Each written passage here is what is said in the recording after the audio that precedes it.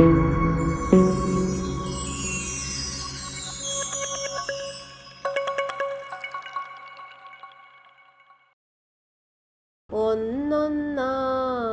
എണ്ണി എണ്ണി തൊട്ടെണ്ണും പൊരുളൊടുങ്ങിയാൽ നിന്നിടും ദൃക്കുപോലുള്ളം നിന്നിലസ്പന്ദമാകണം. ഒന്നൊന്നായി എണ്ണി എണ്ണി തൊട്ടെണ്ണും പൊരുളൊടുങ്ങിയാൽ നിന്നിടും ദൃക്കുപോൽ ഉള്ളം നിന്നിൽ അസ്പന്ദമാകണം. ഓരോന്നോരോന്നായി എണ്ണി എണ്ണി തൊട്ടെണ്ണാവുന്ന ഘടകങ്ങളെയെല്ലാം തൊട്ടെണ്ണി മാറ്റണം. അത് ഏതൊക്കെയാ ഘടകങ്ങളെയാണ് നമ്മൾ തൊട്ടെണ്ണി മാറ്റേണ്ടത്? ബ്രഹ്മവിദ്യാ പഞ്ചകം 2-ാമത്തെ ശ്ലോകത്തിൽ നമ്മളത് പറഞ്ഞു. ഏതെല്ലാം ഘടകങ്ങൾ ചേർന്നാണ് ഒരു വ്യക്തി രൂപം കൊണ്ടിരിക്കുന്നത്? അതില് ഒഴിച്ചു മാറ്റാവുന്ന ഘടകങ്ങളുണ്ട്, ഒഴിച്ചു മാറ്റാൻ പറ്റാത്ത ഘടകങ്ങളുമുണ്ട്. ഒഴിച്ചു മാറ്റാൻ കഴിയാവുന്ന ആ ഘടകങ്ങളെയെല്ലാം ഓരോന്നോരോന്നായി ഇത് ആത്മാവല്ല, ഇത് ഞാനല്ല എന്ന് പറഞ്ഞ അനുഭവത്തിൽ നിന്ന് പുറന്തള്ളണം. അതേതൊക്കെയാ? ആദ്യമായിട്ടുള്ളത് നമ്മുടെ സ്ഥൂല ശരീരം, ഇന്ദ്രിയങ്ങൾ, അതിനു പിന്നിൽ മനസ്സ്, മനസ്സിന് പിന്നിൽ ബുദ്ധി, പിന്നെ പ്രാണൻ. ഇത്രയുമാണ് ഒരു വ്യക്തിയെ അപഗ്രഥനം ചെയ്താൽ ഒഴിച്ചു മാറ്റാൻ കഴിയുന്ന ഘടകങ്ങൾ. ദേഹം, ഇന്ദ്രിയങ്ങൾ, മനസ്സ്, ബുദ്ധി എന്നിങ്ങനെ എണ്ണി എണ്ണി ഒഴിച്ചു മാറ്റാവുന്ന ദൃശ്യങ്ങളെയെല്ലാം അനുഭവ മണ്ഡലത്തിൽ നിന്ന് പുറന്തള്ളണം. അങ്ങനെ പുറന്തള്ളി കഴിയുമ്പോൾ അവയെല്ലാം പുറന്തള്ളിയ ആത്മാവ് അവയെ കണ്ടുകൊണ്ടിരുന്ന കണ്ണെന്ന പോലെ, ദൃക്കെന്ന പോലെ ബാക്കി നിൽക്കും. ഞാൻ എന്ന ആത്മാവാണ് ദേഹത്തെയും ഇന്ദ്രിയങ്ങളെയും മനസ്സിനെയും ബുദ്ധിയെയും പ്രാണനെയും ഒക്കെ ഇതാത്മാവല്ല എന്ന് പറഞ്ഞ് അനുഭവ മണ്ഡലത്തിൽ നിന്ന് പുറന്തള്ളുന്നത്. ഇവയൊക്കെ ഒഴിച്ചു മാറ്റുക എന്ന് പറഞ്ഞാൽ അവയെ നശിപ്പിക്കുക എന്നുള്ള അർത്ഥമല്ല, അനുഭവത്തിൽ നിന്ന് ഒഴിച്ചു മാറ്റുക. ഞാൻ എന്ന ബോധം സങ്കല്പിച്ച് അറിയാൻ കൂട്ടാക്കുമ്പോൾ മാത്രമേ ഈ ഘടകങ്ങൾക്കെല്ലാം നിലനിൽപ്പുള്ളൂ. ഞാൻ എന്ന ബോധം സങ്കല്പിച്ചറിയാൻ കൂട്ടാക്കുന്നില്ലെങ്കിൽ അവയൊന്നും പിന്നെ നിലനിൽക്കുന്നില്ല.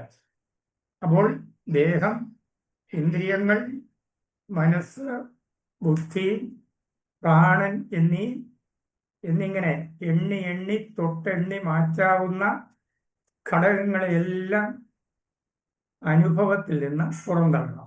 അങ്ങനെ പുറന്തള്ളി കഴിയുമ്പോൾ അവയെല്ലാം പുറന്തള്ളിയ ആത്മാവ് അവയെല്ലാം കണ്ടുകൊണ്ടിരുന്ന കണ്ണെന്ന പോലെ, ദൃക്കെന്ന പോലെ ബാക്കി നിൽക്കും. അതാണ് ദൃക്ക്, അതായത് ആത്മാവ്. അതിനെയാണ് ഏകാഗ്ര ബുദ്ധി, ഏകാഗ്ര ചിത്തം എന്നൊക്കെ പറയുന്നത്. ആ ഏകാഗ്ര ബുദ്ധിയാണ് ദൈവത്തെ കാണാനുള്ള കണ്ണ്. അപ്പൊ അത്രയും ഘടകങ്ങളെ അനുഭവത്തിൽ നിന്ന് മാറ്റിക്കഴിയുമ്പോൾ ഈ ഏകാഗ്ര ബുദ്ധിക്ക് തന്റെ സ്വരൂപമായ ബ്രഹ്മത്തെ ദർശിക്കാൻ കഴിയും. അപ്പം പിന്നെ പ്രാർത്ഥനയാ, 2-ാം ശ്ലോകത്തിലെ പ്രാർത്ഥന, ഉള്ളം നിന്നിൽ അസ്പന്ദമാകണം. ഒടുവിൽ അല്ലയോ ദൈവമേ, അങ്ങയെ കണ്ടുകൊണ്ടിരുന്ന ഏകാഗ്ര ചിത്തവും അങ്ങയിൽ ലയിച്ച് അങ്ങയുമായി ഏകീഭവിക്കുമാറാകണം. അർത്ഥം സ്മരിക്കുമ്പോഴും ഒന്നുകൂടെ ഞാൻ പറയാം. ദേഹം, ഇന്ദ്രിയങ്ങൾ, മനസ്സ്, ബുദ്ധി, പ്രാണൻ എന്നിങ്ങനെ എണ്ണി എണ്ണി പുറന്തള്ളാവുന്ന ദൃശ്യങ്ങളെല്ലാം അനുഭവ മണ്ഡലത്തിൽ നിന്നും പുറന്തള്ളണം. അങ്ങനെ പുറന്തള്ളി കഴിയുമ്പോൾ അവയെല്ലാം എണ്ണി എണ്ണി പുറന്തള്ളിയ ആത്മാവ് അവയെല്ലാം കണ്ടുകൊണ്ടിരുന്ന കണ്ണെന്ന പോലെ, ദൃക്കെന്ന പോലെ ബാക്കി നിൽക്കും. അങ്ങനെയുള്ള ആ ഏകാഗ്ര ചിത്തം ഭഗവാനെ അങ്ങയിൽ സ്പന്ദനം വെടിഞ്ഞ് അങ്ങയിൽ ലയിച്ച് അങ്ങയുമായി ഏകീഭവിക്കുമാറാകണം. അതായത് എൻ്റെ ചിത്തം ദൈവത്തിൽ ലയിച്ച് ദൈവമായി മാറണം എന്നാണ് അതിൻ്റെ അർത്ഥം. അപ്പൊ ആ 2-ാം ശ്ലോകത്തിലെ ദൈവത്തോടുള്ള പ്രാർത്ഥനയാണ് എൻ്റെ ചിത്തം സ്പന്ദനം വെടിഞ്ഞ് അങ്ങയിൽ ലയിച്ച് അങ്ങയുമായി ഏകീഭവിച്ചു മാറാകണം, ഉള്ളം നിന്നിൽ അസ്പന്ദമാകണം എന്ന് പറയുന്നത് ഇതാ. ഒരു പ്രപഞ്ച ഘടകത്തെ അതിന്റെ അവയവങ്ങളായിട്ട് വേർതിരിച്ചാൽ പ്രപഞ്ചം ഇല്ലാത്തതാണ് എന്ന് തെളിയും. പിന്നെ ഉള്ളത് ആത്മാവ് മാത്രമാണ്, ദൈവം മാത്രമാണ്.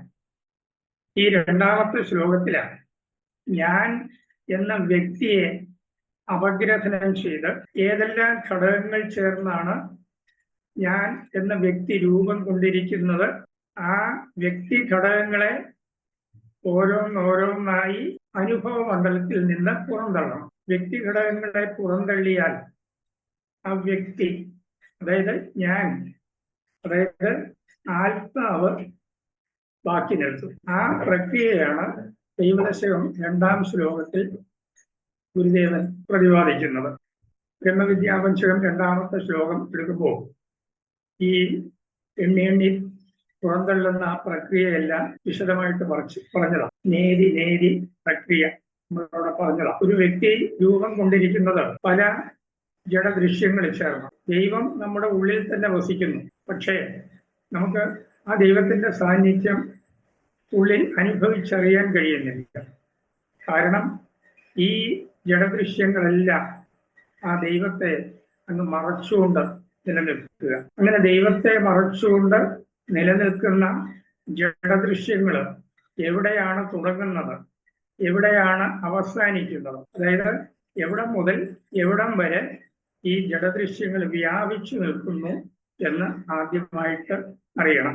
അഖണ്ഡ ബോധമാണ് ദൈവം. നമ്മൾ ദൈവമെന്നും ഭഗവാനെന്നും ഈശ്വരനെന്നും പല പേരുകളിൽ വിളിക്കുന്നു. ഇതൊന്നും അതിന്റെ പേരല്ല. ആ ദൈവത്തിന് പേരില്ല. അത് നമ്മൾ പ്രത്യേകം ഓർക്കണം. ദൈവത്തിന് പേരില്ല, രൂപമില്ല. ദൈവം സർവവ്യാപിയാണ്. ആ ദൈവം അതിസൂക്ഷ്മമാണ്. അതിസൂക്ഷ്മമാണെങ്കിലും അത് സർവത്ര അകവും പുറവും വ്യാപിച്ചു നിൽക്കുന്ന വസ്തുവാണ്. സർവവ്യാപിയായ ആ ദൈവം ഓരോ വ്യക്തിയുടെയും ഉള്ളിൽ, ഓരോ ജീവിയുടെയും ഉള്ളിൽ ഞാൻ എന്നിങ്ങനെ സ്വയം പ്രകാശിക്കുന്ന ജീവന്റെ രൂപത്തിൽ നമ്മുടെ ഹൃദയത്തിൽ കുടികൊള്ളുന്നു. പക്ഷെ അതിനെ തൽക്കാലം നമുക്ക് അനുഭവിക്കാൻ കഴിയുന്നില്ല. ഈ ജഡദൃശ്യങ്ങൾ ആ ആത്മാവിനെ മൂടുന്നതുകൊണ്ട്, മറയ്ക്കുന്നതുകൊണ്ട് അഖണ്ഡബോധം അഥവാ ദൈവത്തിൽ നിന്ന് അതിന്റെ ശക്തി സ്പന്ദിക്കാൻ തുടങ്ങുന്നു. ആ ശക്തി ആദ്യമായി ദൈവത്തിന്റെ സ്വരൂപത്തെ മറച്ചുകൊണ്ട് ഒരു ഒരു ആവരണം ഉണ്ടാക്കുന്നു. ആ ആവരണത്തിന് പറയുന്ന പേരാണ് അവ്യക്താവസ്ഥ, മായ, മൂലപ്രകൃതി, മൂലാജ്ഞാനം. ഇതെല്ലാം ആ ശക്തിയായ ആവരണത്തിന്റെ പേരാണ്. ഈ അവ്യക്താവസ്ഥയിൽ എല്ലാ പ്രപഞ്ചാനുഭവങ്ങളും സൂക്ഷ്മ രൂപത്തിൽ ലയിച്ചു കിടക്കുന്നുണ്ട്. ഈ അവ്യക്താവസ്ഥയിൽ അത് ദൈവത്തിന്റെ പ്രതിബിംബിക്കും. ആ പ്രതിബിംബത്തെ അവ്യക്താവസ്ഥയിൽ പ്രതിബിംബിച്ചു നിൽക്കുന്ന ബ്രഹ്മത്തിന്റെ പ്രതിബിംബത്തെയാണ് ഈശ്വരൻ എന്ന് വേദാന്തം പറയുന്നത്. ആ അവ്യക്താവസ്ഥയിലെ ആ ഈശ്വരന് പറയുന്ന മറ്റ് ചില പേരുകളാണ് കൂടസ്ഥാത്മാവ്. കൂടസ്ഥൻ എന്ന് പറഞ്ഞാൽ അർത്ഥം മായയാൽ മറയ്ക്കപ്പെട്ടവൻ എന്ന, മായയിൽ ഒളിഞ്ഞിരിക്കുന്നവൻ എന്ന കൂടസ്ഥാത്മാവ്. പിന്നെ അന്തര്യാമി എന്നും പറയും. എല്ലാ ജീവികളുടെയും ഹൃദയത്തിൽ ആ ജീവ പ്രതിബിംബത്തിനാധാരമായി ബിംബരൂപമായി സ്ഥിതി ചെയ്യുന്നത് ഈ കൂടസ്ഥാത്മാവായ അന്തര്യാമിന്. അതുകൊണ്ടാണ് അതിനെ അന്തര്യാമി എന്ന് വിളിക്കുന്നത്.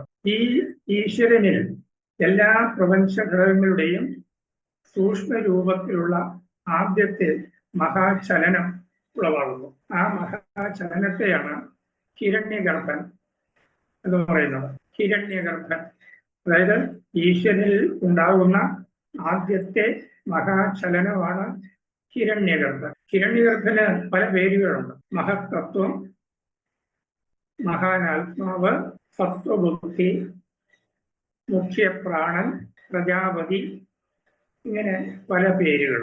ഗുരുദേവൻ അതിനൊരു പേര് കൊടുത്തിട്ടുണ്ട്. ആത്മോപദേശ ശതകം 13-ാം ശ്ലോകത്തിൽ കേവലത്തിൻ മഹിമ, കേവലത്തിൻ മഹിമയുമറ്റ് മഹസ്ഥിരാണിടേണം, 13-ാമത്തെ ശ്ലോകത്തിന്റെ അവസാന ഭാഗമാണ്. ഈ ഹിരണ്യഗർഭൻ അഹങ്കാരം തന്നെയാണ്, അഹംബോധം, അഹന്ത. പക്ഷേ സർവപ്രപഞ്ചവും താൻ തന്നെ, അതാണ് ഹിരണ്യഗർഭന്റെ അനുഭവം. സർവപ്രപഞ്ചവും താൻ തന്നെയാണ് എന്ന അനുഭവത്തോടു കൂടിയതായതുകൊണ്ടാണ് അതിനെ മഹാനാത്മാവ് എന്ന് വിളിക്കുന്നത്. മഹാനാത്മാവ് കഠോപനിഷത്ത് നൽകിയിട്ടുള്ള പേരാണ്. ഈ പ്രാണശരീരിയാണ് ഈ ഹിരണ്യഗർഭൻ. ഈ ഹിരണ്യഗർഭൻ വീണ്ടും ചലിച്ചിട്ടാണ് വ്യക്തി അഹന്തകൾ രൂപം കൊള്ളുന്നത്. നമ്മിൽ ഓരോരുത്തരിലും ഞാൻ ഞാൻ എന്ന ഭാവത്തിൽ പ്രകാശിച്ചു നിൽക്കുന്ന ആ ജീവാത്മാവിന്റെ തുടക്കം ഇവിടെയാണ്.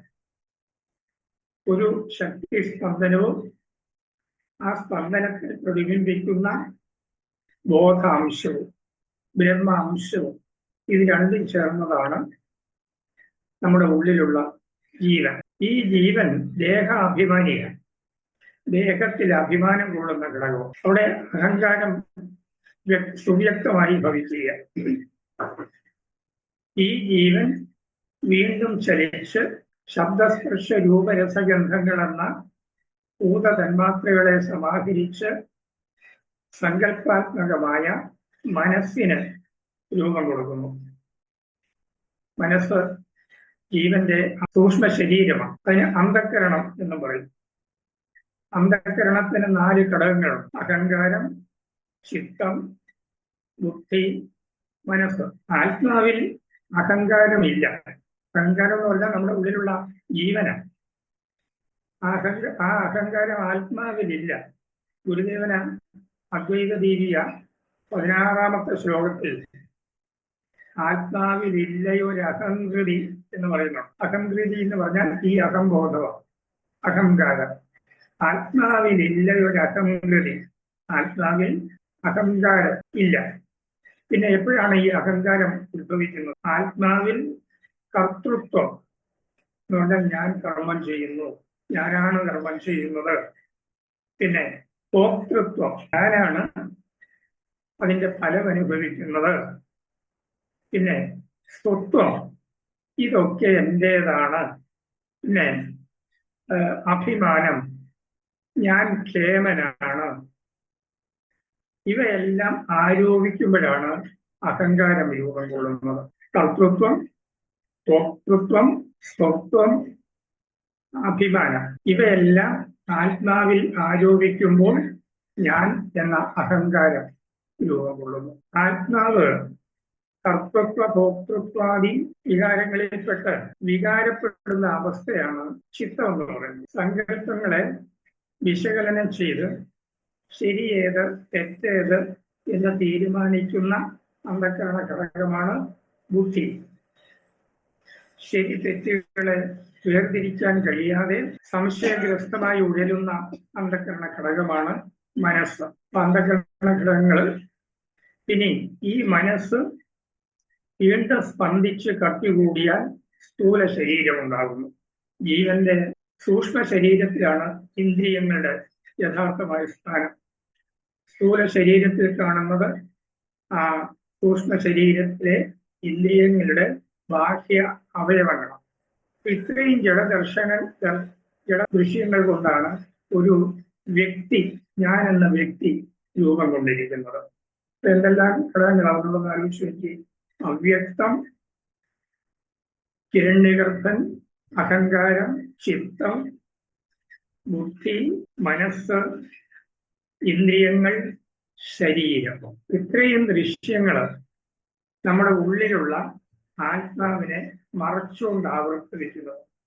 ഇവയെല്ലാം ജഡദൃശ്യങ്ങളാണ്. ഈ ജഡത്തിന്റെ വ്യാപ്തി അവ്യക്താവസ്ഥയിൽ തുടങ്ങി സ്ഥൂല ശരീരത്തിൽ അവസാനിക്കുക ചെയ്യുന്നത്.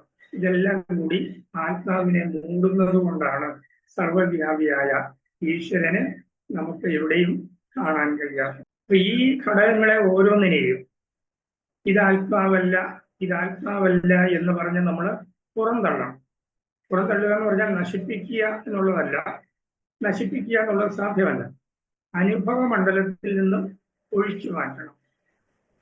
നമ്മൾ നേരത്തെ നേതി പ്രക്രിയയെ പറ്റി, നേതി എന്ന് പറഞ്ഞാൽ ന ഇതി സംസ്കൃതമാണ്. ന ഇതി, ഇത് ആത്മാവല്ല, അതാണ് നേതി എന്നുള്ളത്.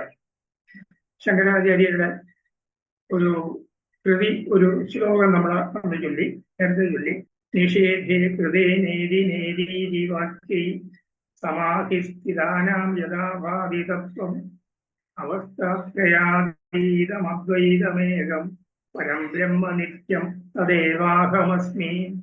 ഇത് ഞാനല്ല ഇത് ഞാനല്ല എന്ന് പറഞ്ഞുകൊണ്ട് ഞാനല്ലാത്ത എല്ലാ ജഡദൃശ്യങ്ങളെയും ഓരോന്നായി എണ്ണി എണ്ണി പുറന്തള്ളി സമാധിസ്ഥനാകുന്ന യോഗിക്ക് തത്വം വെളിപ്പെട്ട് കിട്ടുന്നു. എന്താണ് വെളിപ്പെട്ട് കിട്ടുന്ന തത്വം? ജാഗ്രത സ്വപ്ന സുഷുപ്തികൾക്കും അപ്പുറമുള്ള ബ്രഹ്മമാണത്. അതുതന്നെയാണ് ഞാൻ. ഇതാണ് ആ ശ്ലോകത്തിന്റെ അർത്ഥം. അപ്പൊ ഞാൻ സ്ഥൂല ശരീരം ഞാനല്ല. സ്ഥൂല ശരീരത്തെ നമ്മൾ അനുഭവത്തിൽ നിന്ന് പുറന്തള്ളുക, അനുഭവ മണ്ഡലത്തിൽ നിന്ന് പുറന്തള്ളുക, അങ്ങനെയാണ് ഒഴിച്ചു മാറ്റുന്നത്. പിന്നെ ഇന്ദ്രിയങ്ങൾ ഞാനാണോ? ഇന്ദ്രിയങ്ങൾ ഞാനല്ല. അതിന് പിന്നിലുള്ള മനസ്സ് ഞാനല്ല. ഇങ്ങനെ ഞാനല്ലാത്ത, ആത്മാവല്ലാത്ത എല്ലാ ദൃശ്യങ്ങളെയും ഓരോന്നോരോന്നായി എണ്ണി എണ്ണി പുറത്താക്കും.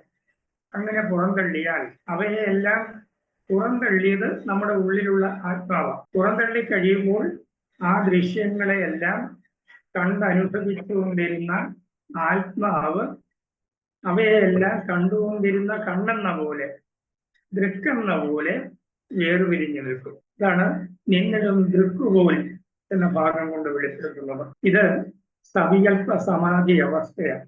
എണ്ണി എണ്ണി തൊട്ടെണ്ണാവുന്ന ദൃശ്യങ്ങളെയെല്ലാം ഒഴിച്ചു മാറ്റിയാൽ അവയെല്ലാം കണ്ടുകൊണ്ടിരുന്ന ആത്മാവ് എല്ലാറ്റിനെയും കാണുന്ന കണ്ണെന്ന പോലെ വേർതിരിഞ്ഞു നിൽക്കും. ഇതാണ് സവികൽപ്പ സമാധി അവസ്ഥയാണ്.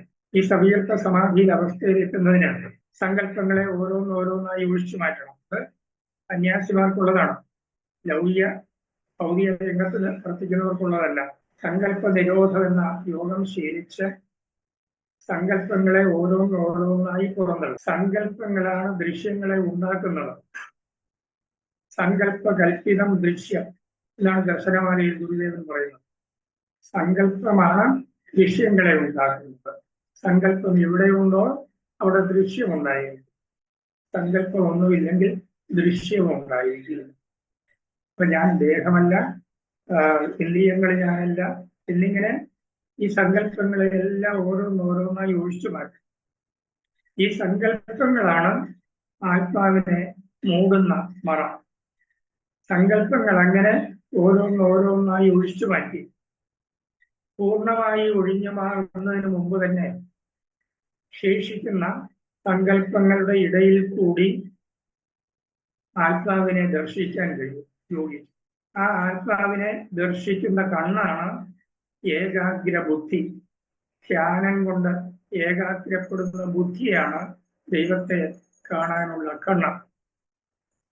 ഒരു പാത്രത്തിലെ വെള്ളം, ആ വെള്ളത്തിനുപരി പത എങ്ങനെ കെട്ടിക്കിടക്കുക നിറയെ. പത ഉള്ളിടത്തോളം നമുക്ക് വെള്ളത്തെ കാണാനാവില്ല. പത ഓരോന്നോരോന്നായി ഇങ്ങനെ ഒഴിഞ്ഞു മാറും. പൂർണ്ണമായി ഒഴിഞ്ഞു മാറുന്നതിന് മുമ്പ് തന്നെ കുറേയേറെ ഒഴിഞ്ഞു മാറി. പൂർണ്ണമായി ഒഴിഞ്ഞു മാറുന്നതിന് മുമ്പ് തന്നെ ആ പതകൾക്കിടയിലൂടെ നമുക്ക് വെള്ളത്തെ ദർശിക്കാൻ കഴിയും. അതുപോലെയാണ് ആത്മാവിനെ മൂടുന്ന സങ്കല്പങ്ങളെ ഓരോന്നോരോന്നായി ഒഴിച്ചു മാറ്റി. സങ്കല്പങ്ങൾ പൂർണ്ണമായി ഉപശമിച്ചില്ല എങ്കിലും ആ ശേഷിക്കുന്ന സങ്കല്പങ്ങളുടെ ഇടയിൽ കൂടി ബോധസ്വരൂപനായ ദൈവത്തെ കാണാൻ കഴിയും. ആ ദൈവത്തെ കാണുന്ന കണ്ണാണ് ധ്യാനം കൊണ്ട് ഏകാഗ്രപ്പെടുന്ന ബുദ്ധി. ആ ഏകാഗ്ര ബുദ്ധിയിലൂടെയാണ് ജ്ഞാനം പ്രസരിക്കുന്നത്.